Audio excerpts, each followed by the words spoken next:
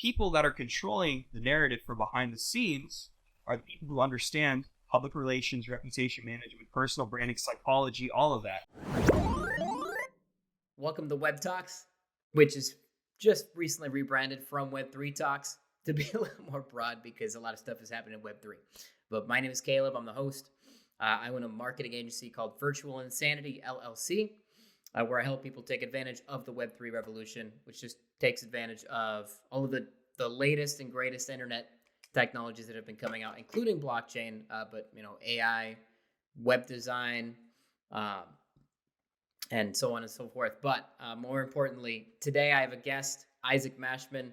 I met him through Entra quite a few years ago, and since then, we've been following each other. I've been seeing his updates on socials. Isaac is a founder, a podcast host.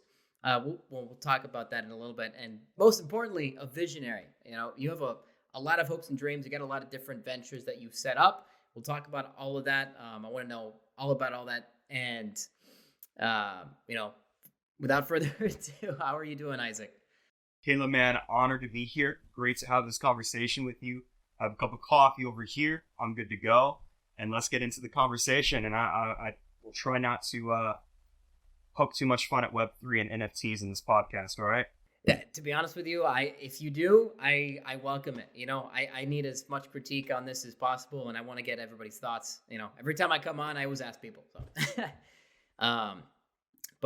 Yeah, Isaac, what is it? I'm like, where do we even begin? Because I know that we're just gonna be all over the place by the time we end. But where did you get started?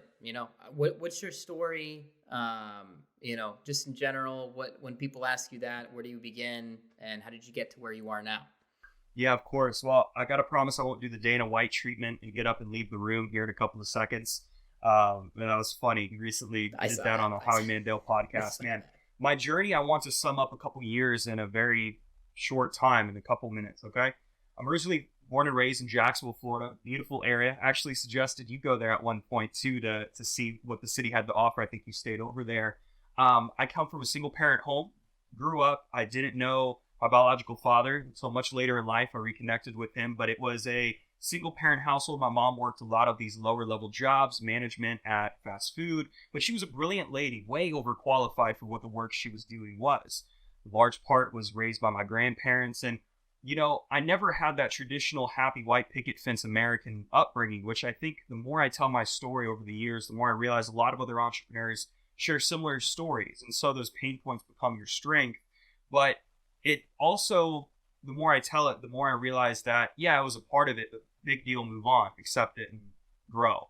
But I was an excellent student, straight A entrepreneur, or straight A student pretty much, unlike a lot of other entrepreneurs who they share the story about how they were a horrible student. I wasn't in that category. I was literally being groomed to go to college. My mom was like, hey, I'm not paying for college. My grandfather was a carpenter. He's not paying for college. It's like I didn't have some rich uncle that would put me through. So my idea was, in Florida, there's the Bright Future Scholarship. Get good grades, get a good SAT, and go to college for free. And I was literally one SAT test away from getting a full-ride scholarship. I had a 4.44 weighted GPA. Like, I was going through it and doing everything I could to get accepted, and I got accepted to colleges. But I looked at my mom, who also had a master's degree in business at this time, and I love her to death, and I say this out of the most humble respect, but I thought to myself, what is the point of going to college if she's not even using the degree that she has access to? And then in addition to that, what would I do? I'd go and get a degree in marketing and branding. I don't know what that would necessarily look like. And I thought I always was easy at, or I found learning information, to be quite easy. So I was able to look at something and reverse engineer how a person was able to make that happen. And I view marketing in a similar sense with, you look at a successful campaign or a campaign that was unsuccessful, you reverse engineer what happened, what point led to this point, what their brand was like, what tactics they used, etc. And you're able to deduce, the outcome and what steps worked and what steps didn't work. And so, long story short, I decided to jump headfirst into the world of business, started with a clothing line, got involved with network marketing, 3 different companies, 4 different times, left the industry because I wanted more control. did music, not as an artist by no means. My talent is not aligned with being a rapper. You're not going to see me on the mic, but I was managing musical talent when the pandemic happened. And when the pandemic happened, I basically, at the time I was building a record label, and one of the artists lost his passion. And I'm thinking to myself, okay, I don't know if I want to, I'm not going to go back home. I'm not going to go back to college. I'm not doing any of that stuff or go to college because I never went in the first place. But I realized that I had a knack for personal branding. And I saw a lot of people working with businesses and doing social media agencies, which there's nothing wrong with that. And the fact that you're looking into going into this undiscovered space, this ever growing space. I mean, I know OpenAI is just unveiling their new Sora AI, which is creating artificial intelligent videos.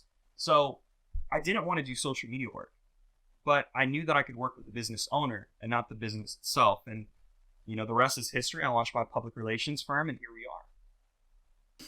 Yeah, I was just writing that down, just so you know, I'm not distracted.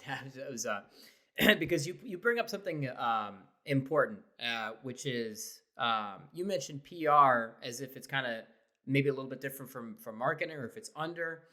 And I will say, if this is insightful for you, every time I think of you, Isaac, I'm just like, oh yeah, the PR guy. Like that's just like, So I think that you've done a good job with your positioning in that regard. I hope that's what you want to be known for. But what is PR? Is it different from marketing? Is it in synergy with it? Tell me a little bit about that.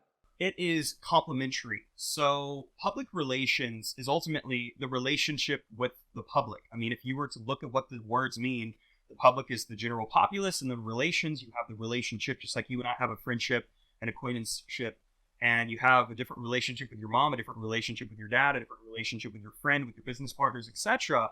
And so public relations is the conscious manipulation. I say manipulation loosely because it can be perceived negatively, and I figure I should address that. Public relations has traditionally been associated with propaganda, which has its preface with war. You think about World War I, World War II, you remember the advertisement of Uncle Sam with the big Americana hat saying, "We want you," or the woman who I forgot her name, but I believe the lady actually recently died a couple years ago, who was holding up her arm, and those were war posters, war propaganda.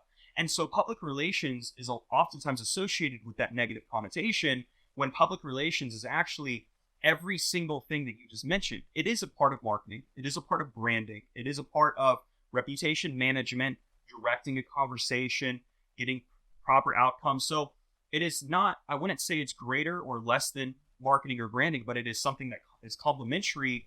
And the outcome of public relations and what PR is has to do with how a person or business is being branded.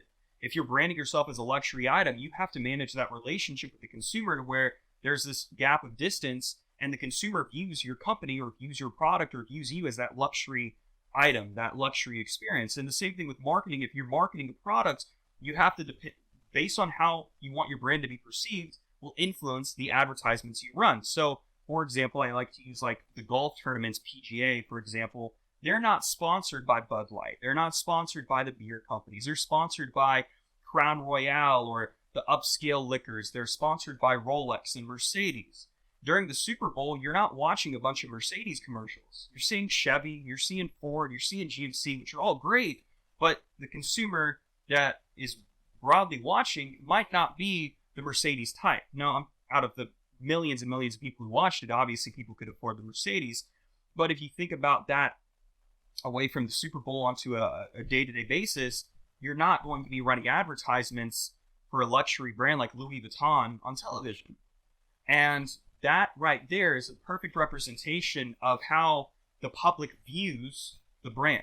They view it as out of reach. They view it as something that is exclusive. They view it as something that is luxury. And public relations is also encompassing articles that you're writing. You're influencing the perception. You're influencing how they view you.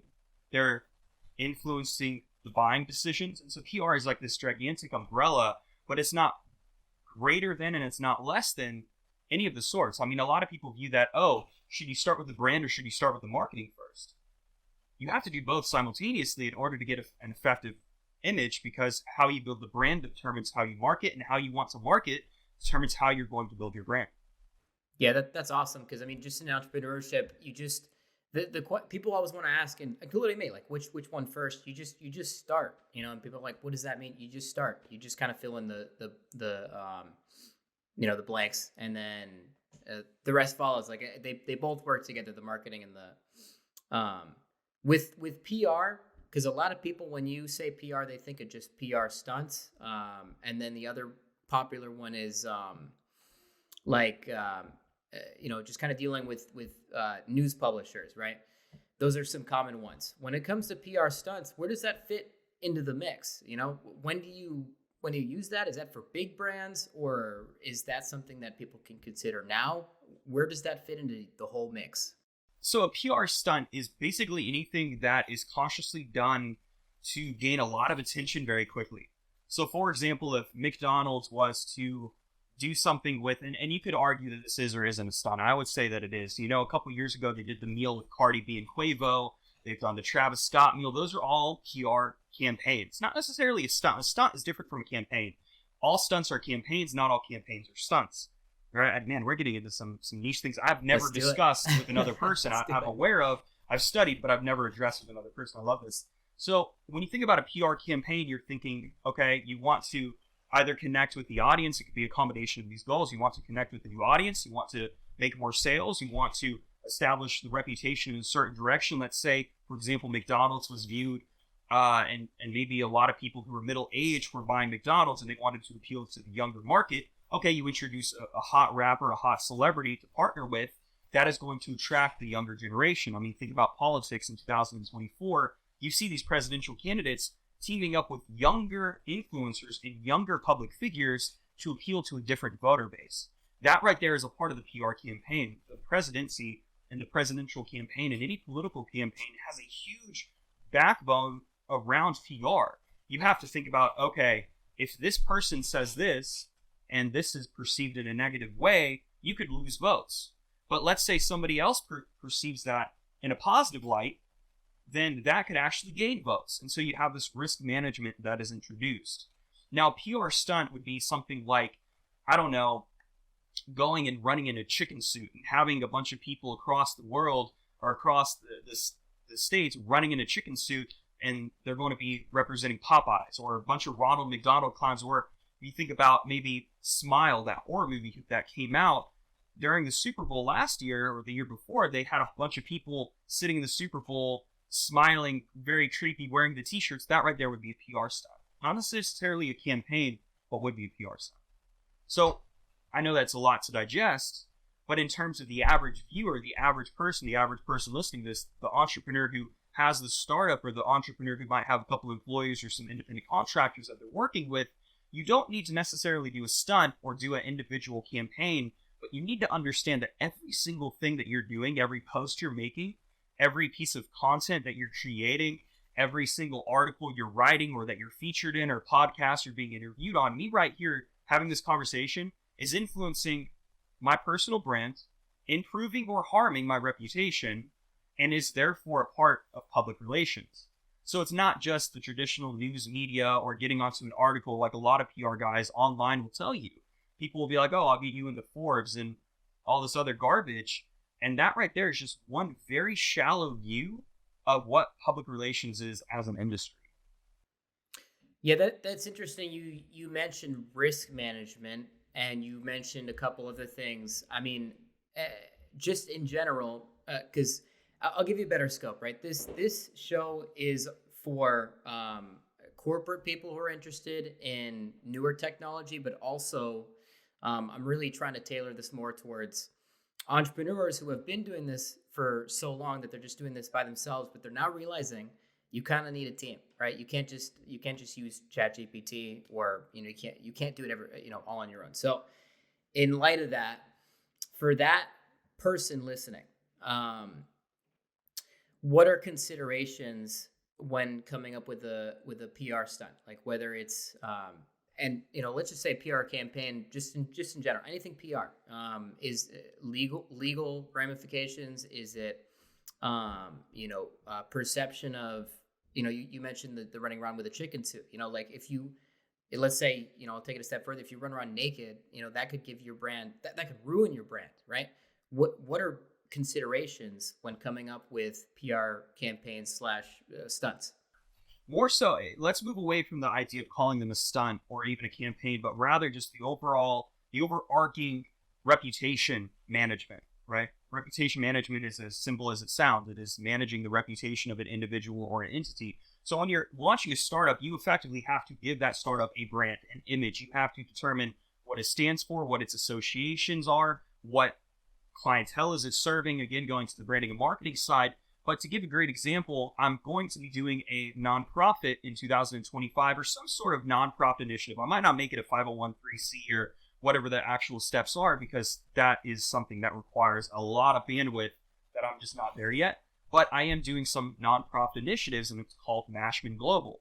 Now, me mentioning this to the podcast, that we break down how I would perceive this in my own brain when I'm looking at and working with a client or working with anybody, me mentioning Mashman Global on a podcast uncalled for could be perceived as, oh, he's flaunting.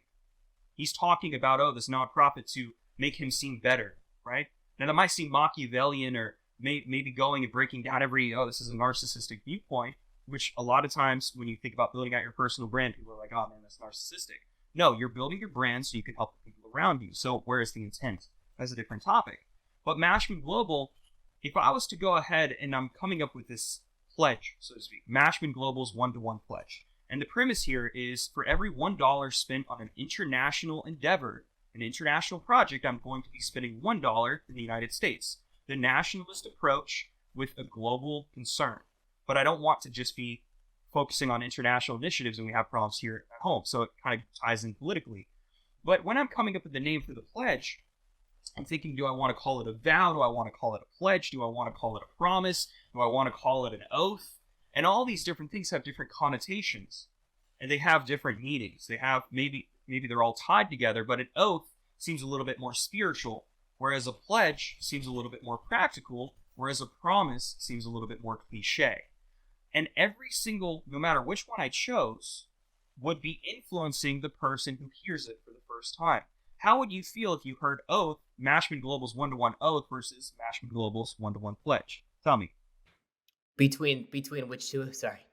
Between the oath and between the pledge. Which one would, how would you feel if you heard both of those?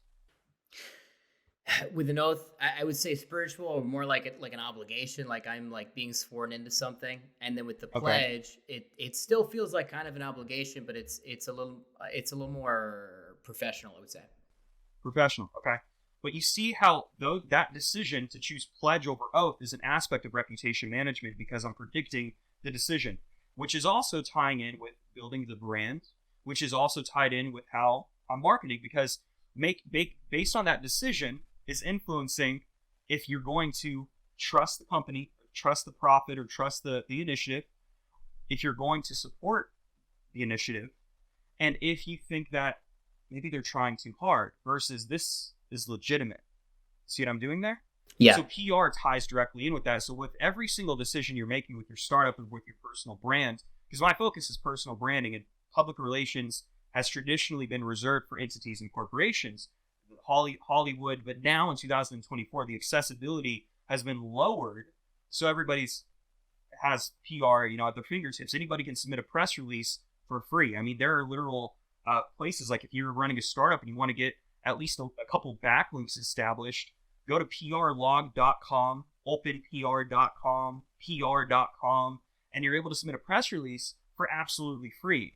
And PR Log and OpenPR, they do follow backlinks, which is tight. PR you have to pay for. But regardless, sending a press release is an aspect to, one of those small tactics, those small strategies that 50 years ago you would have had a team in place just to submit a fucking press release. And now you're able to do it for free. That is great. That's going to be a great short clip. I was actually going to ask if you have any resources or anything that I can point to that you offer. Do you have any free resources, from you, Isaac Mashman, like on your website?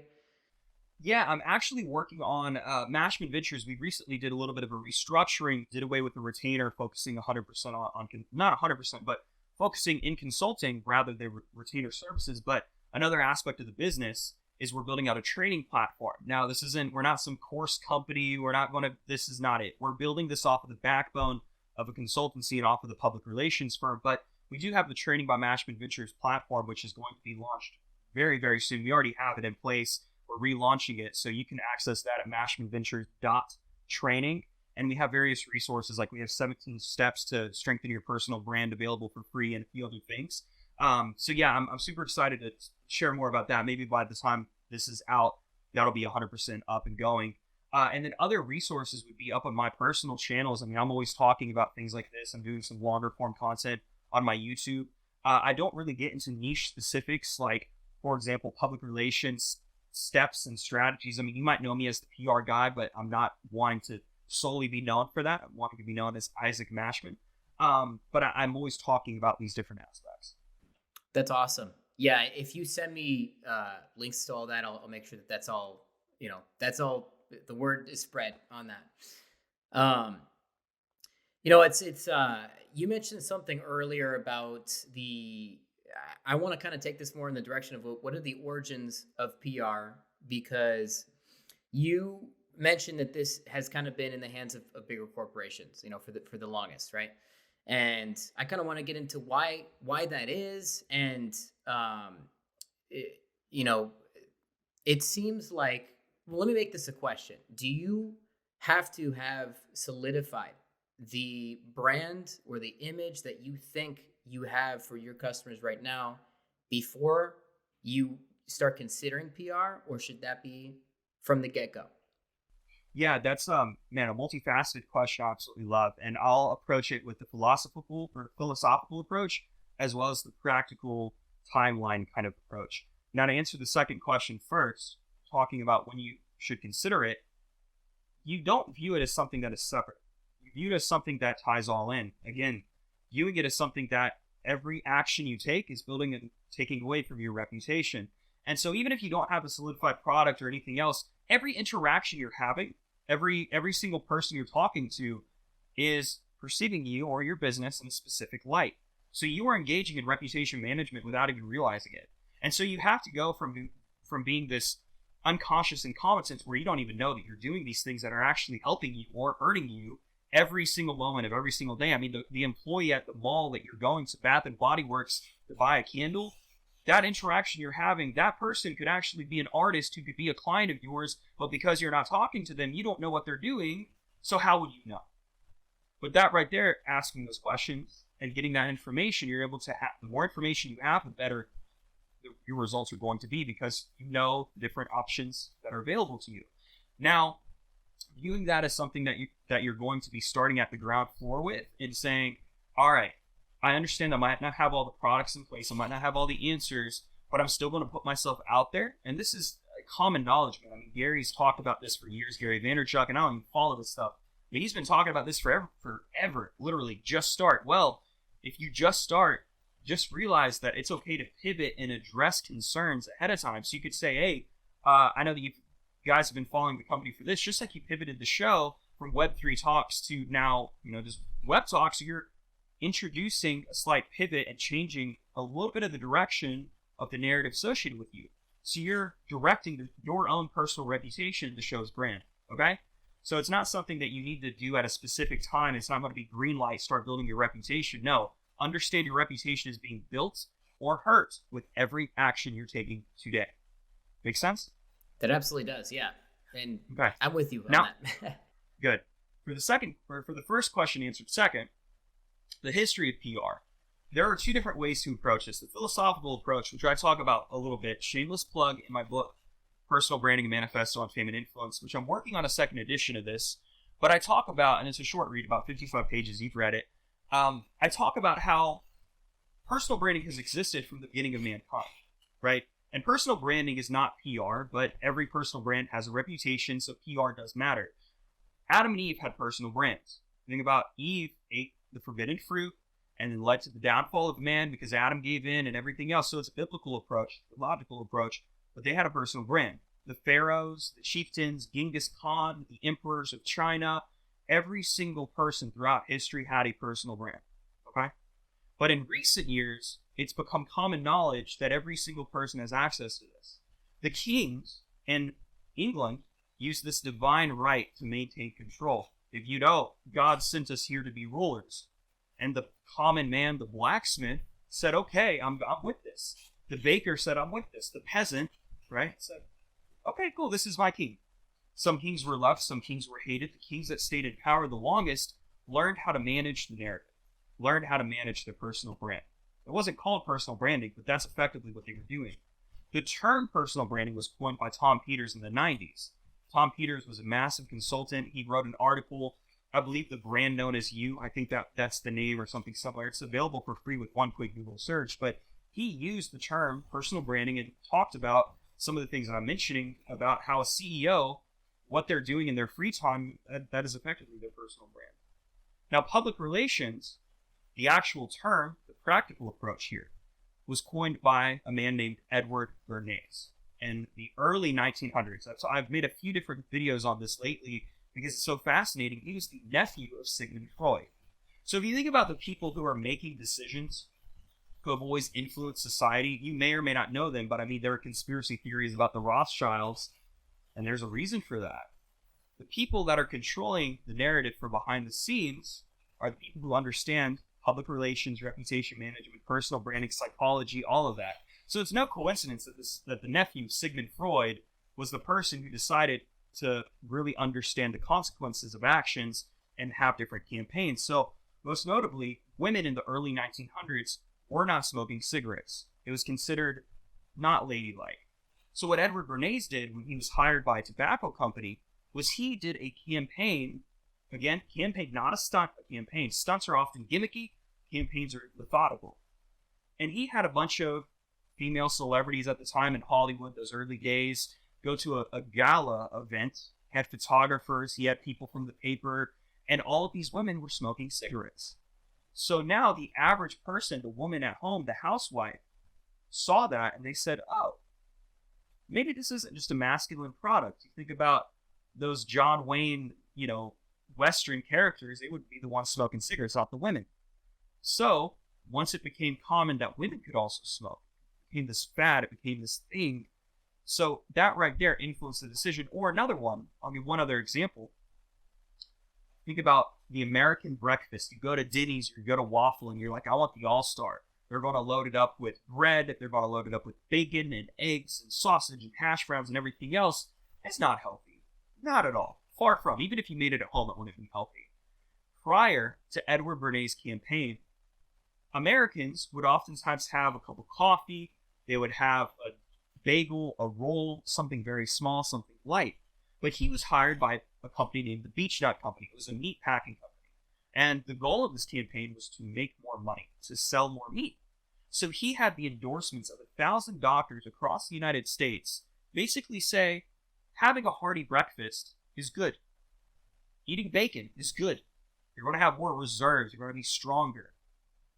Think about how that has influenced everybody. This was from the 1920s, long time ago, maybe a little bit before. Think about how that influenced now today American obesity. The idea that you have to eat a big breakfast.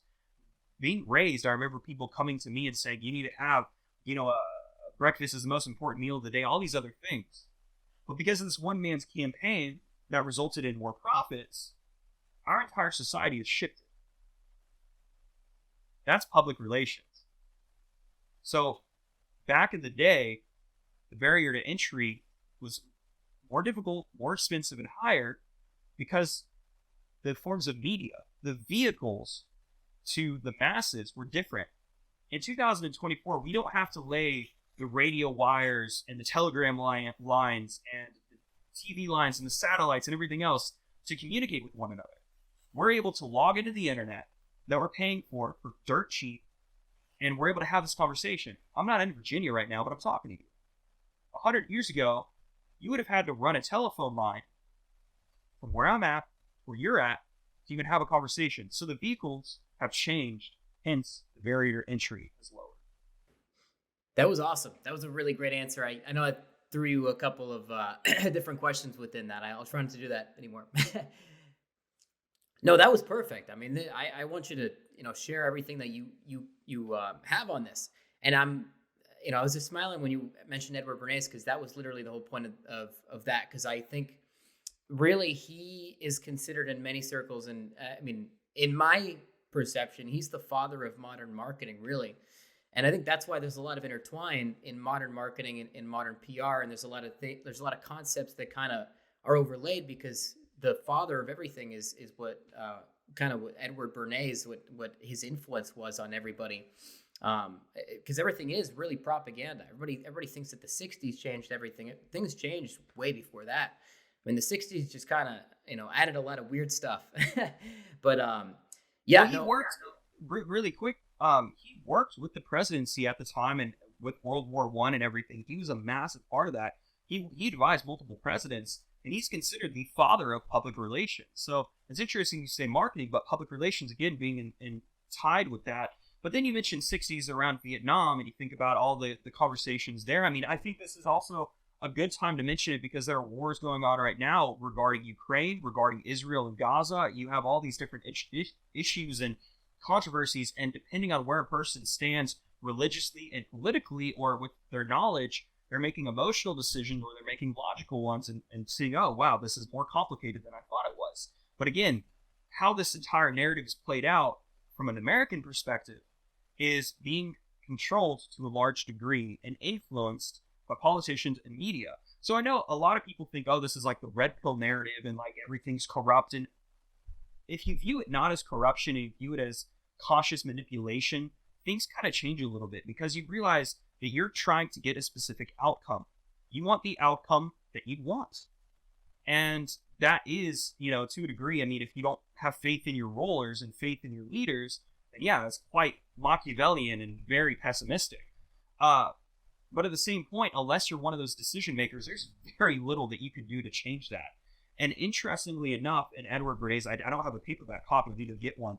In his book, Propaganda, he mentions, and he starts out very early on in the book, and he says, basically, that society is controlled by the invisible puppet masters. And this book came out in the 30s, late 20s, I think 28 or 29.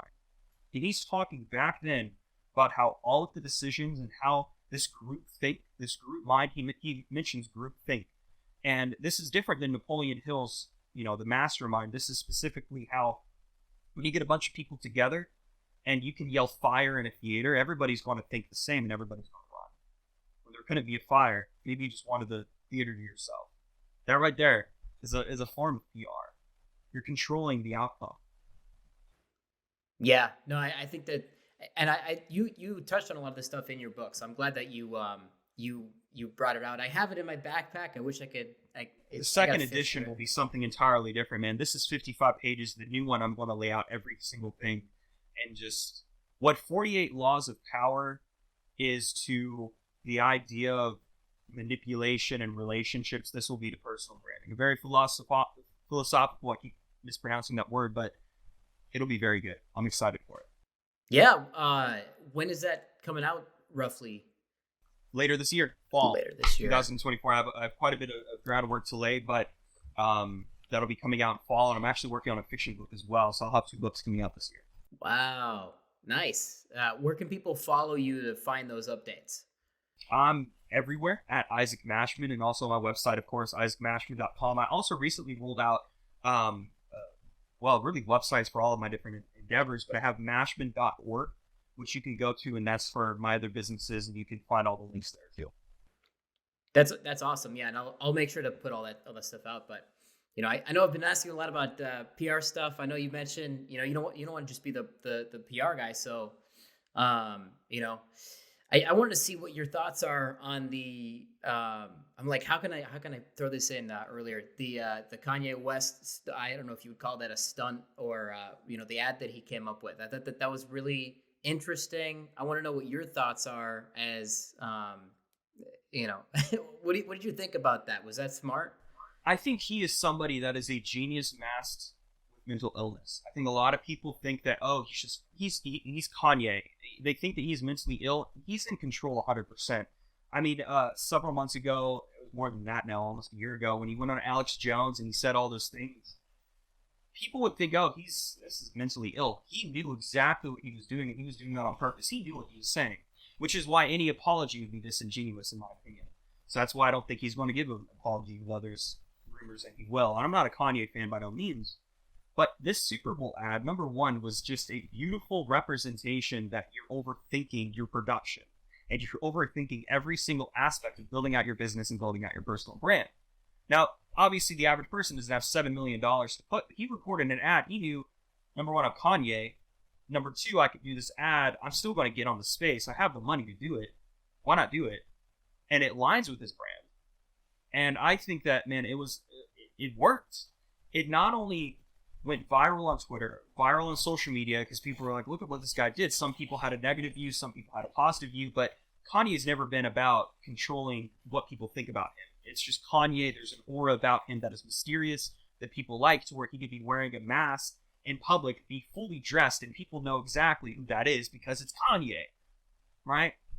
So ultimately, it was a success not only because it went viral, but because it cost $7 million, and at the time, I believe within 24 hours, they made $18 million.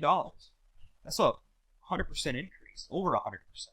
So it obviously worked, not including lasting customers and everything else. And so, man, I love it. And I think, if anything, it probably made a positive change with his brand, because of a lot of those controversies. Now people are just going to forget about it because, going in when I was younger in school and everybody was wearing Easy shoes and dropping $500, nobody cared that it was just Kanye West branding. Man, this was easy. This was luxury. This was nice.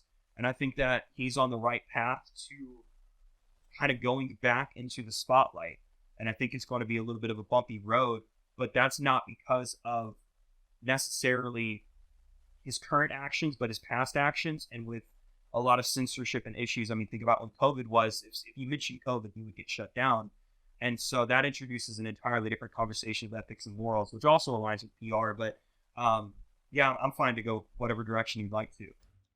No, I think that it was, honestly, for me, it was kind of refreshing to see an ad like that, because you are expecting all of these really incredibly well done ads that, they spent so much time and effort into. I mean, he literally just recorded that with his phone. And all he had to do was pay for the ad space, which I think was $6 million for 30 seconds now. I've been tracking along. They keep bringing it up every year. It's crazy, but you get that back. You mentioned Gary Vee earlier. I think he a couple of years ago suggested that if you can pay for a Super Bowl ad, it's almost a better ROI to put all your money into that as opposed to spreading it out if you have the funds. I don't know if you agree with that. Yeah. Yeah, I mean, it makes sense. You get all these eyeballs like all in one place. Everybody's hyped up, so I think that's great. But what I was trying to think of where I was going with that. My main thing is I've seen a trend of authenticity and more realness, and I think people are just kind of tired of being sold to, right? And even on YouTube, they're tired of the constant dopamine hit, in terms of they know that when people craft these videos, they don't seem very authentic, as in it's just a lot, is what I'm trying to say. So with that, I don't know if you have seen a trend of authenticity in all regards and aspects, and if that influenced the ad that Kanye West came out with, because you had the Coinbase ad last year too. That was kind of an unediting style as well, where it's like, let's reel it back. Let's just make it super simple.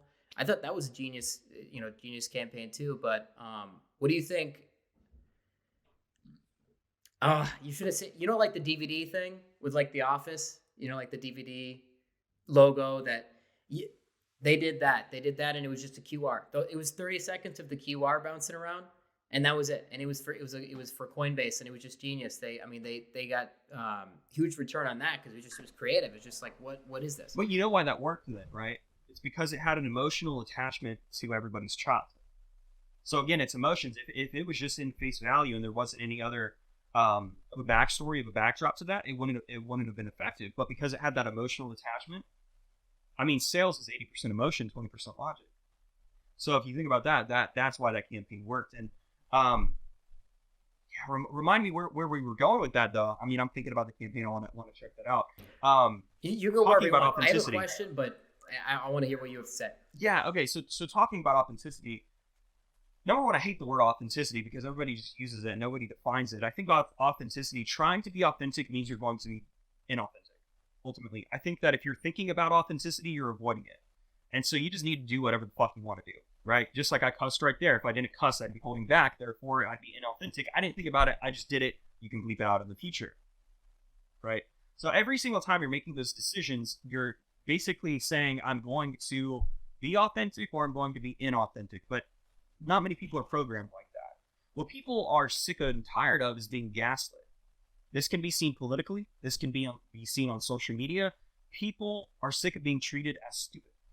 And this is ultimately what social media has done. A lot of people that think about the Lamborghini entrepreneurs, they're talking about, I did this, you did not do this. You could be like me, but you're not me. And they're appealing to this dark side of emotions, which is ultimately a form of gaslighting. And think about politics. Everything's fine when the world is burning. Everybody's being gaslit. And people are hating that. People are going back. And I mean, I listen to Andy Frisella quite a bit, love him or hate him. And he talks about how like the pendulum of society is swinging back and forth, and it's swinging to one side, and that side is the American culture, the I'm a human being, you're a human being, leave me alone, I love you, you're a citizen, the sense of nationalism, the sense of pride. It's swinging that way because for so long we've been treated as if we're stupid and we can't handle the truth, which is also why you see journalism taking off and individual journalism being, you could consider like Tucker Carlson going over to Moscow, Russia, and interviewing Vladimir Putin. That could be considered a form of authenticity and authentic journalism because he's talking to this individual that is normally highly censored and viewed in one light from an American point of view. And so I think that if the average person is wanting to be authentic with their brand, they don't need to think about that at all and just need to do something. Well, actually, you kind of did answer that. I was going to say because the definition of authenticity, I think, changes over time. As in, how do you employ that? How is that practical for me right now? And like you were saying, it's not like Tucker Carlson just took his smartphone and he was like, hey, like I'm with Vladimir Putin. Like he made it a whole production, but it was just the fact that he went out there and he went and talked to Putin because right now it's a little bit. I mean, obviously Putin's kind of a controversial guy right now, so it's like nobody wants to associate with him. It's like we just why are we so afraid to talk with him? We need to figure out what's going on over there. So he just went ahead and did that. That's seen as authentic. Yeah, absolutely. And I mean, it had 130 million views on Twitter. Yeah. Well, that's another PR stunt in and of itself. Is Elon Musk literally said to him, "Hey, if you put it on Twitter, I won't censor it," and that got a lot of attention too. So that's why he did that. That's not a stunt. Just to correct you, that wouldn't be considered a PR stunt. That would be a representation of managing the Twitter or the reputation of Twitter rather. So he's managing or X, whatever you want to call it. That right there is more branding, not reputation. But I mean, the decision to rebrand from Twitter to X affected the reputation because everybody knows it as Twitter. I mean, I was watching a movie the other day and they mentioned, hey, oh, this is a tweet. This is on Twitter. And now every single time moving forward that you hear that, it's going to be like, oh, now it's not, Twitter doesn't exist. I mean, kids a decade from now aren't going to know that Twitter was a thing. They're going to be like, oh, this is X. But again, managing that reputation, managing the noise and what's going on. So Elon saying we're not going to censor it is actually improving the reputation of X to a large majority of people because he's living up to the promises he made when he first bought the platform. Oh, okay. So it's kind of like he's kind of keeping faithful to that promise. Okay, that makes a lot of sense. I will say, as you know, like Gen Z, everybody just uses PR stunt for everything, and I'm now realizing that is not everything is a PR stunt. I think that needs to be. So once again, just to define a PR stunt as opposed to you were saying reputation management. Yeah, PR stunt would be something that is a single or short-lived action that results in a lot of impressions and a lot of press very quickly. So for example, if you were to be at the Super Bowl and run, maybe not you could argue and say like an ad that is a one-time deal that's never going to be ran again, that might be considered a little gimmicky, like Tubi, for example. Last year during the Super Bowl, they had the screen, I believe it was Tubi or maybe Peacock, they had it to where it almost seemed like you clicked off of the Super Bowl and it was just scrolling for like 15 seconds and then it opened up something and had a loading screen. That was a PR stunt. You could say that would be a PR stunt because it was a creative form of marketing that was a one-time deal that created a lot of buzz, and I don't think they ever played it again. Versus an advertisement or the Coinbase thing, for example, that would be a PR stunt as well because it appeals to the emotions. It's a quick thing; it's never used again. And so, a PR campaign, a PR stunt is a PR campaign, but not all PR campaigns are PR stunts. And that's the thing. There's so much uneducation when it comes to PR, when it comes to the internet space, because you have a lot of these entrepreneurs that give me a bad name because they're like, oh, we can get you in Forbes, we can get you an entrepreneur, we can get you on 300 outlets. When what these people are doing is they're writing a press release and getting it distributed to CBS 47 out of Alaska and Fox 33 out of New York, Chattanooga, Tennessee, when anybody can do a newswire. And so it's not really resulting in anything except a bunch of quick, low-level backlinks, and it's not even contributing to your reputation in a positive light. And then people are saying we can get you into Forbes and Entrepreneur, yet it's unethical because it goes directly against the terms of use. And so now you're technically doing something that is legal, but nobody knows that, so you're preying on ignorance. And again, so even though the barrier of entry is so low, you have to have some kind of ethics and there's some kind of backbone where you're not just going to do something because you can. You could buy 1,000 followers or 100,000 followers on Instagram and buy bots, but does that mean that's the right thing to do? Yeah, that's interesting. I will say that that's kind of a tie-in with my rebranding of Virtual Insanity, because I used to, I can't even tell you what my old tagline was. It was not memorable, but now it's the internet's a stage, because William Shakespeare says the world's a stage. So you say this a lot in your content. I want to talk about content in just a second as well. But ethics is a choice, right?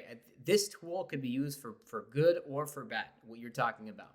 I've seen people pay for, you can do this. You can, overnight, you can become a success if you know what you're doing, but is it ethical? Success. I mean, it's kind of like, the product life cycle, you're going up at the beginning, you can almost manufacture that. And people that are very good can manufacture that, but oftentimes it doesn't work to their advantage. You might have a bad reception, you might get shut down by a platform. So ethics comes into play there. I don't know if that's kind of the direction of what you were talking about, or if that's kind of within the scope of what you were talking about. Yeah, well, let me share a quick story, anecdote here. A couple of years ago, before I even launched Mashman Ventures, I remember I was trying to figure out what business I wanted to do, and I was talking to somebody who was in the social media space, and he had like 70,000 followers on Instagram. He was talking to me, and he's like, Isaac, if you're at a bar and you have an account with 100 followers and you share that with the girl versus if you have 100,000 followers and you share it with the girl, who's going home? And I remember thinking to myself, man, this is a slimy ass piece of shit, man. I was like, dude, you swung and I am not your target. I was raised to appreciate and respect women. Thank you very much. But I'm thinking about that because that is manufactured success, manufactured results. And so, where does the line of faking it to make it, of necessarily the avoidance of information, where is that line? Where's the line between unethical and ethical with what do you share and what don't you share? So you could be bankrupt, but you don't necessarily go online and you don't talk about that. But if you're building out your brand, does that necessarily make you unethical because you're not sharing the full story? Or are you only sharing what looks good? Or aspects that are bad but still controlled? So the control of information, the control of tactics, where is that line? So you can run advertisements and you could build out your following, or you could pay for a placement. But if you have to pay for a placement, does that mean you're actually credible? Or does that just mean you have money and access to be perceived as credible? But then if you have the money, then clearly you had to do something to make the money initially. So does that give you a degree of credibility and trust there? And so this is a very multi-layered, multifaceted conversation that very few people are willing to go down, because then it makes them feel exposed. So the time that I was going and restructuring Mashman Ventures, and we're not performing and we're not doing great, I might not be on social media talking about that, but I'm willing to talk about it in retrospect and be like, man, there were some difficult times. But that's a part of the story which I can turn into a strength, because now I can talk about those times and be like, well, it led me to where we are now. But where is that ethical line of where you're withholding information and where you're sharing, or what you're doing versus what you're not doing? Yeah, that's a I mean, it's not a linear answer. It could be use specific. There are some blatantly unethical things. But a lot of times it is a personal journey. There's I a while ago I said that there's kind of two pieces of making money. There's the one is making people click, in a sense. It's a gross oversimplification, right? That's like 90% of your effort. It's the perception. What is it that you're gonna get to get to get people to click? What are you gonna do to get there? And then the second part is, are you gonna fulfill it, right? And that's the difference between you and a scammer. Is the scammers don't fulfill, right? And that's the second part. So it's not as linear as that even, right? Because like you said, everything that you talked about was in that first part. So this is something that, you know, the blanket answer here is, I think that there's a lot of, unfortunately, we live in a time where there's a lot of newer entrepreneurs in our generation who kind of didn't really get a full scope of bringing up, right? There's a lot of people that don't really have much of a backbone, and only because they're not willing to take accountability. And that's a huge aspect, right? Because entrepreneurship is really a self-development journey. So, all that to say, there is no linear answer to, in terms of ethics, but it is really, it's up to you to kind of discern that. And there are ways to kind of, or rather, there's rules that you can follow, right? Like everything that you were talking about. I think that was great. That was a great overview. In terms of how that applies to content and everything that we've been talking about, applying to content as we close out here, because I see we're coming up to the top of the hour. I want to respect your time, and I'm gonna have to let you go in just a second as well. But you have been great at putting out content. Every time I go on, Facebook, I think I see you on Instagram. I'm trying to remember, because I don't go on as much as I used to. But every time I go on, I see you. I try to interact with as much of your content as I can. I see a lot of your shorts come up. You're doing a great job with captions and all that. I wanted to get your advice on, practical advice, applying everything that we just talked about, putting out content, right? And being authentic and just succeeding, right? Because, as we talk about, success is just kind of, it's not like a straight answer, right? You got to kind of define what your goal is with, how you're trying to succeed. So how do people listening gain success in getting their name out there and taking into consideration all of the things with public relations? I would say public relations and personal branding, and infuse that into kind of a content strategy, if you want to call it, for lack of better words. Well, every piece of content that you're producing is effectively influencing your reputation. You're being okay. So let me preface this by saying that content can do one of four things, or a combination of all four, combination of two of these, or whatever. It can educate you, it can entertain you, it can motivate or inspire, and it can connect. So every piece of content that I'm producing, I want to at least do two things. So I could do a piece of content on Edward Bernays, which is educational, and it is also can be motivational. If I'm talking about the accessibility we have in 2024 compared to his time, that could also be perceived as educational. If I'm doing and motivational, if I'm doing a piece of content on coffee and sharing a brewing method, which does effectively associate with my personal brand because I'm a coffee addict, that not only is educating them on how to brew a cup of coffee, it's connecting them with my own personal life and what I'm doing behind the scenes. It's the same reason why when you see a behind the scenes breakdown of your favorite entrepreneur, Jeff Bezos, you're like, oh my God, wow, because you're seeing a side of them you don't always see. So they're, again, taking that little bit of a mysterious aura and applying it to your own personal brand. That doesn't mean you want to withhold a bunch of information and only talk about business. You need to, at least for every, I have what I call the skyline strategy. I'm trying to rush here a little bit because I know we are coming up on time. We have, for every two pieces of content that are business related, you do one piece of content that is personal. So if it is affecting your reputation and your specific career, your profession, the way that you make money, that goes underneath the 2-to-1 business category. Then you do one piece of content that could be a story, an anecdote, a tutorial, something personal about you. Now, the reason you see a bunch of shorts lately is because shorts and short form video are performing better than ever. People do have a short attention span. That is common. There is still a great need for long form video content, but I mean, something great that people aren't taking advantage of. I don't even want to share this, man. I want to keep this to myself. But if you have a long form YouTube video, you can go directly in app to YouTube and hit remix and take 15 to 60-second clips from a long form video directly into short form, and it automatically uploads on YouTube. You don't even have to go out and strip it yourself. And so, yeah, you're able to go onto YouTube, a long form video, hit remix, and bam. I did that to some of my videos. They got thousands of views. I literally more than 1,000x my channel in terms of just everything. I was looking at the dashboard, up 999%, up 999%. I was like, damn, this is crazy. Doubled my channel because of views. Now, it's the same thing with every social media platform. You are really wanting to be as visible as possible. You want to get, again, eyeballs. So if you're already taking the time to produce a piece of content, what do you want to get maximum distribution? So you would take that same video, you would do TikTok, Instagram, Facebook, LinkedIn, YouTube, etc. And this isn't new stuff. It's just people still don't do it. And people oftentimes haven't done it in the past because it takes time and money to make videos.